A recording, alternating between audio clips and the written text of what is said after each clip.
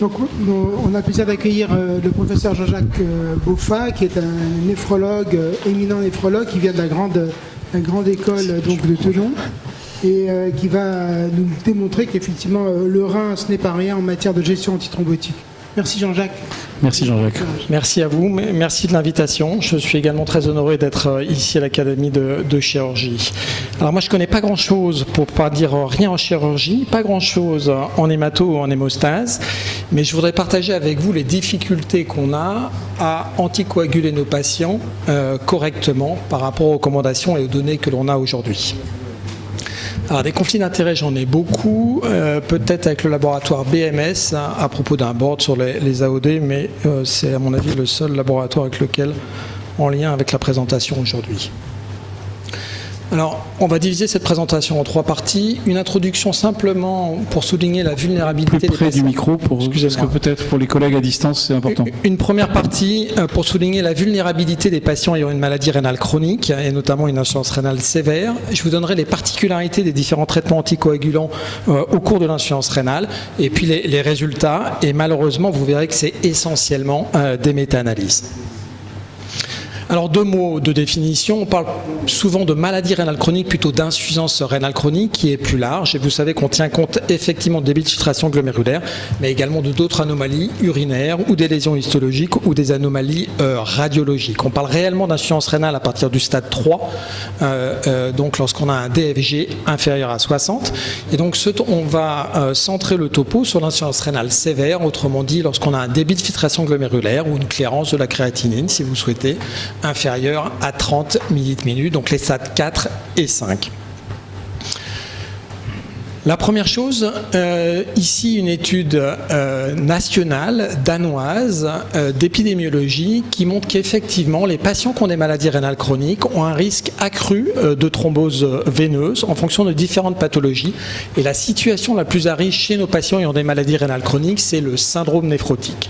Et une deuxième étude sous-jacente qui montre là aussi de données épidémiologiques qu'on a un risque accru de thrombose veineuse lorsqu'on a une insuffisance rénale et de manière significative lorsque le débit de filtration glomérulaire est inférieur à 45, donc stade 3B, 4 et 5, par rapport aux patients qui ont une fonction rénale normale. Cette diapositive pour vous montrer qu'effectivement les patients qui ont une insuffisance rénale ont la double peine, comme disait Ismaël il y a quelques instants. Ici, un registre toujours de patients danois, de patients qui ont eu un traitement anticoagulant pour une fibrillation auriculaire qui sont beaucoup plus nombreux que ceux qui font des thromboses veineuses, qui sont soit indemnes d'insuffisance rénale, soit dialysés, soit à un stade intermédiaire. Et on a regardé les événements thromboemboliques et les problèmes hémorragiques. Et bien, vous voyez que les patients qui ont une insuffisance rénale ont un risque accru de faire des accidents vasculaires ischémiques, des accidents, quel que soit dès le stade de l'insuffisance rénale, ou chez les patients hémodialysés avec un risque accru par rapport à ceux qui n'ont pas d'insuffisance rénale.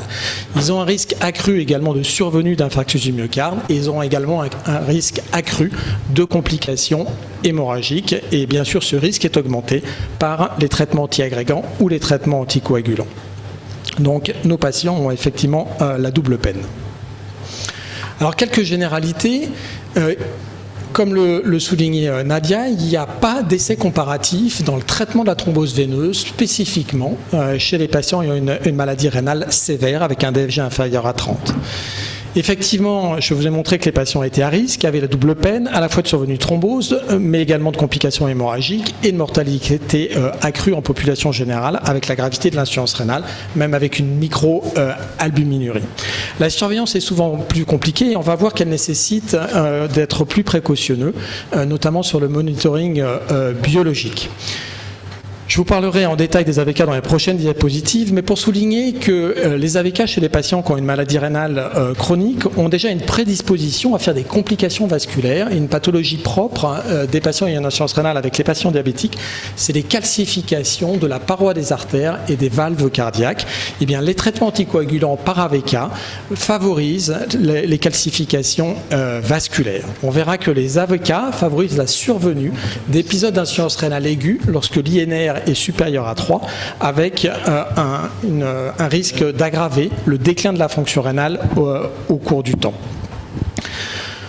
Comme il y a très peu de données dans des études comparatives dans la thrombose, on a un peu plus de données sur les traitements anticoagulants chez les patients ayant une maladie rénale qui sont anticoagulés lors de la fibrillation auriculaire non valvulaire. Et il a été montré clairement le bénéfice des traitements anticoagulants au long cours par les AVK pour les stades 1, 2, 3.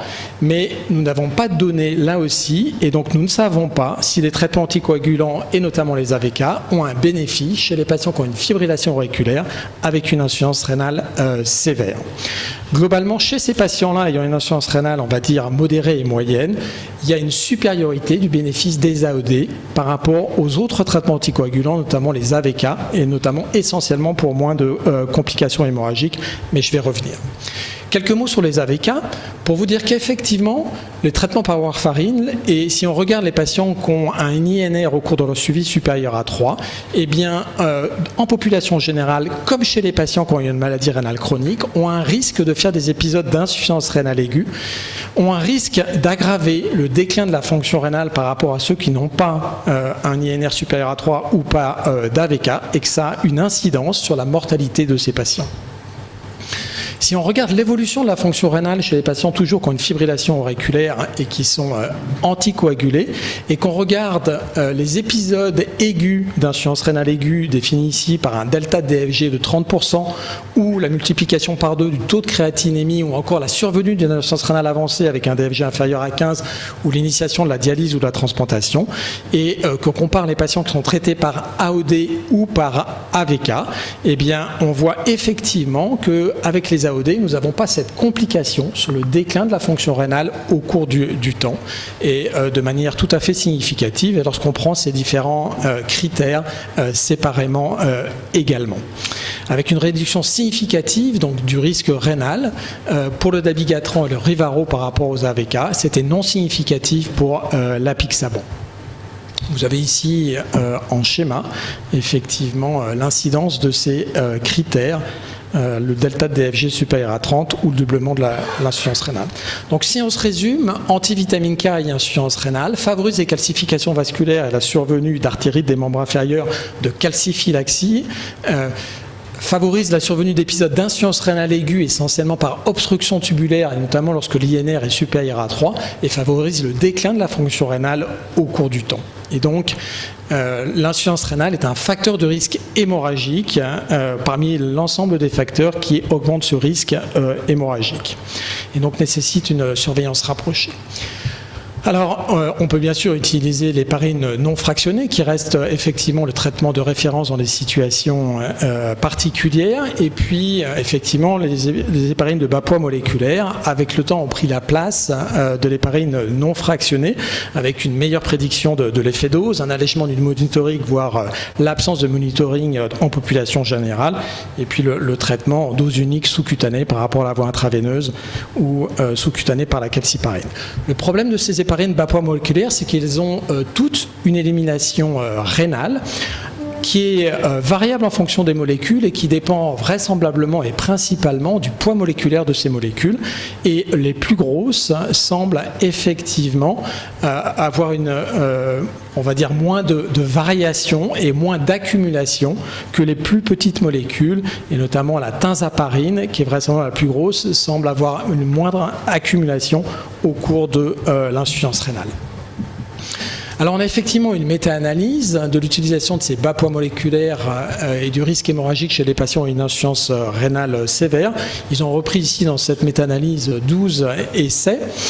Et globalement, la conclusion de cet essai, eh bien, effectivement, lorsqu'on utilise des doses standards d'héparine de bas poids moléculaire, ici c'était essentiellement du Lovenox, eh bien, on observe une activité accrue anti-10A par rapport à la population générale ou par rapport à ceux qui n'ont pas d'insuffisance rénale, avec un risque hémorragique qui est multiplié de 2 à 3 fois par rapport aux patients ayant un DFG supérieur à 30. Dans la littérature, toujours dans cet essai, il n'y avait pas suffisamment de données pour tirer des conclusions avec l'adaltéparine et la tinzaparine, parce que trop peu finalement d'essais utilisant ces produits dans une population ayant une insuffisance rénale. Des données laissent penser qu'effectivement la tinzaparine est vraisemblablement s'accumule moins et donc mieux tolérée, qu'il n'y a pas de corrélation entre l'activité anti-DISA et la clairance de créatinémie avec la tinzaparine, avec une utilisation habituelle de la tinzaparine à dose efficace. Donc, quelles sont les recommandations au cours de l'insuffisance rénale et l'utilisation des héparines de bas poids moléculaires ? Eh bien, globalement, dans ces différentes molécules, si vous lisez le Vidal, on nous dit que les HBPM, quelles que soient les molécules, ne sont pas recommandées lorsque le DFG est inférieur à 30. Si vous avez besoin d'utiliser ces molécules, vous avez le droit de le faire, mais dans ces cas-là, il ne faut probablement pas utiliser les doses standards ajustées au poids, comme on a l'habitude de le faire dans la population générale, mais donner des doses plus faibles, peut-être à l'exception de la tinzaparine. Dans tous les cas, nous ne savons pas ce que l'on fait lorsqu'on utilise ces héparines de bas poids moléculaire chez les patients ayant une insuffisance rénale sévère.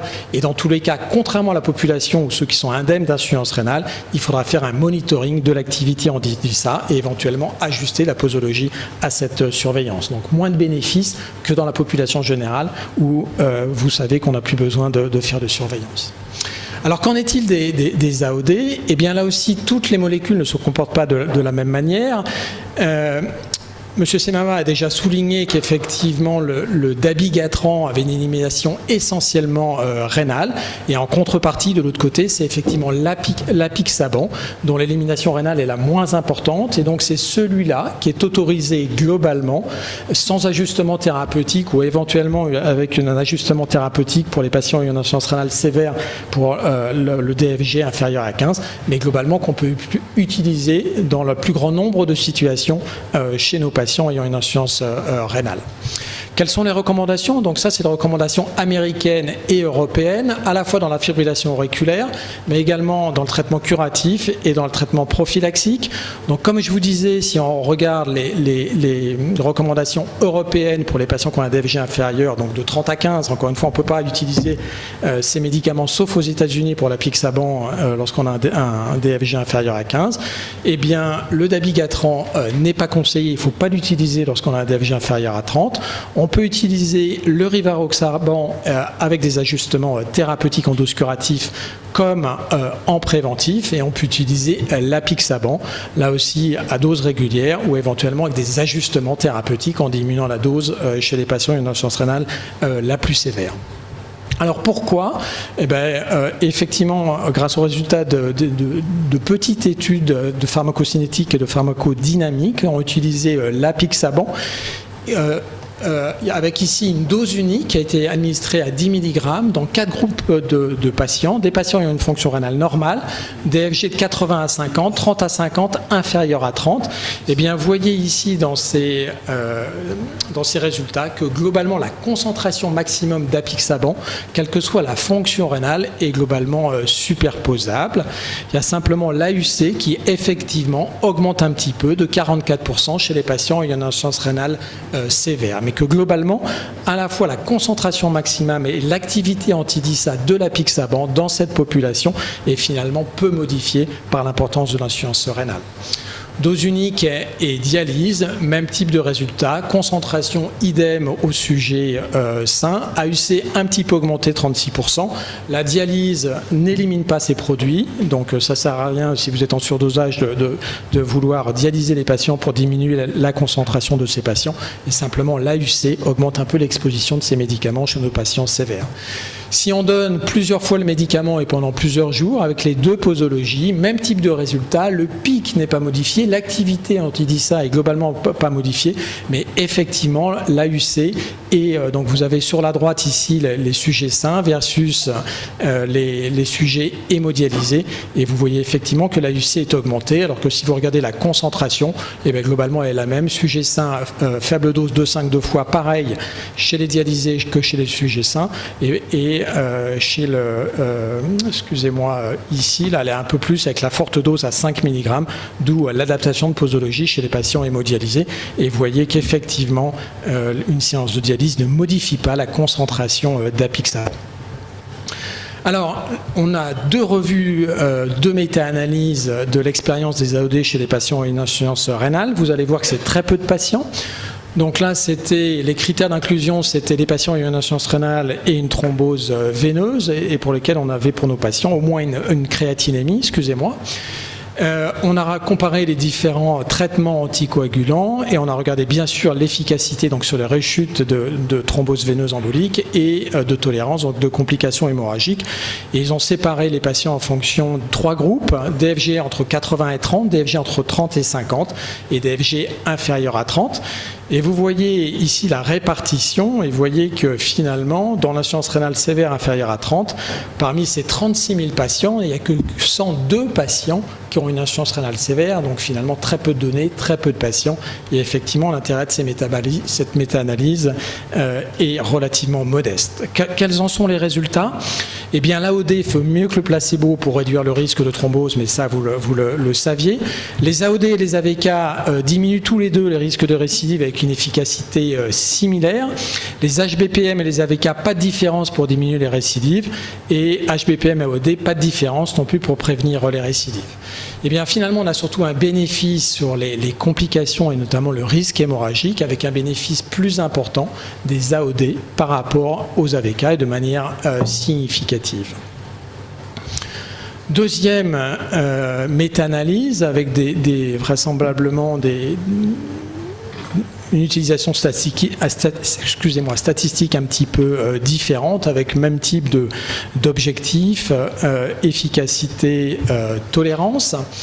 Et donc là, ils ont la particularité, ils ont séparé effectivement le traitement aigu, pleine dose, du traitement prophylactique, souvent à plus faible dose avec les AVK, et comparé effectivement avec les antivitamines K. Et vous voyez qu'en phase aiguë, eh bien, il n'y a pas de différence sur la prévention des rechutes entre les AOD et les AVK chez les patients ayant une insuffisance rénale.